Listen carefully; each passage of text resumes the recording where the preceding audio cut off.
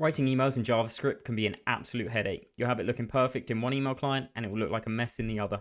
That's due to loads of inconsistencies with rendering engines and styling across email, and it looks like HTML, but it's not exactly how we have HTML on the web.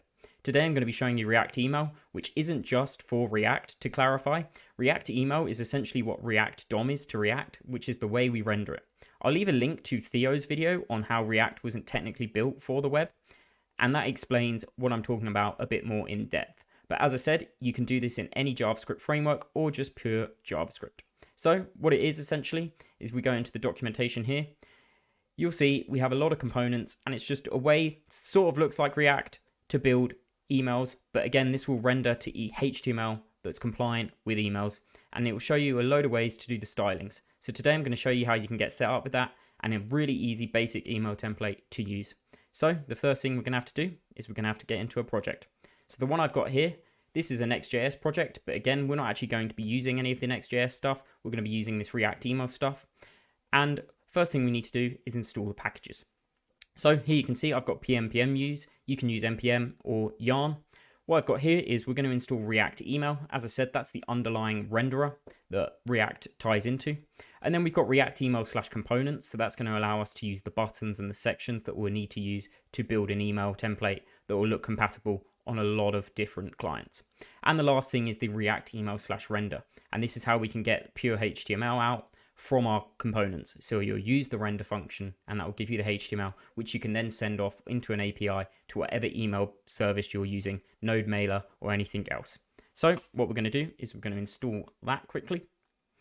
And the next thing we're going to want to do is go into our package.json. Now we're going to add a script in here to start up the email dev server. So what this is how you preview your emails. So it will just show you your email and you can work on it and it will update live. So what we're going to do here is we're going to start a new line. We're going to call this email. And then all it's going to be is email space dev. Now, if you're on Next.js, I recommend doing -- port 3001. This is because when the email dev server runs, it runs on localhost 3000 because it's also a Next.js application. So to avoid conflicts and confusion, I recommend just setting this to 3001. And we're going to hit save on that. The next thing we're going to want to do is create an emails folder. This is where React Email will look for our email templates. You can actually rename this if you want to use something different by just appending -- onto the end of this with the name of the directory you want. So if we go into here, we're going to hit new folder and I'm going to call this one emails as I don't need to change it.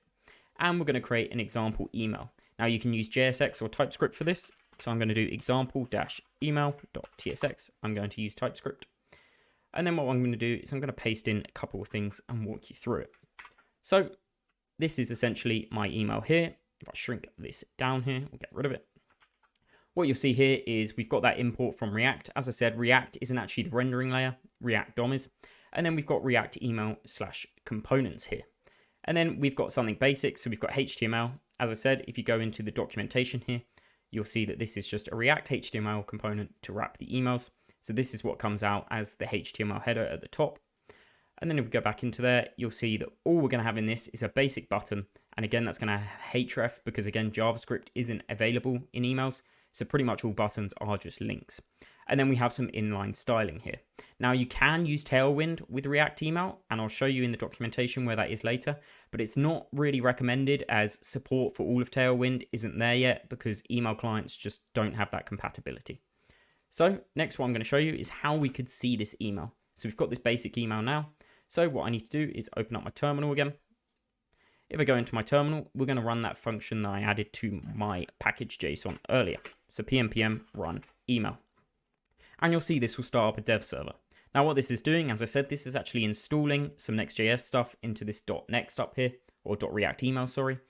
And that's going to generate a Next.js application where we'll be able to get a live view of what our email looks like. So once this goes through its setup, you should see a link to localhost 3001. So there we go, it's set up. If we click localhost 3001, once that's loaded up, you'll see something like this. As I said, this is a Next.js application, but what you'll see here is that example email we created earlier. And you can go ahead and click into that, and you'll see what we have here is an email, very stylish, a button that says click me with no styling on it, except for the black underneath it. But obviously we're in a black design here. and you'll see the color of white there. So we've got the text there. So next, what I'm going to show you is some examples. So if we go into the HTML here, what you'll see is you'll go into examples in that documentation, and then you'll see a load of brilliant examples on how you can get started with this from people who have recreated some top companies' emails, such as Twitch, their reset password email. And you can just click in here, you can copy over the source for it, and you begin to use it. And you can just sort of see how these emails can sort of be composed in a really nice way. And you will also see how you can use props to input some names and stuff and titles like this. So if I go ahead and let's say I want the koala welcome email, if we copy in this source here, up here, then I'm going to go back to my application. In emails, I'm going to call this koala email.tsx, and then I'm going to paste that in there. Now, I'm going to talk you through a couple of things of this that you should know.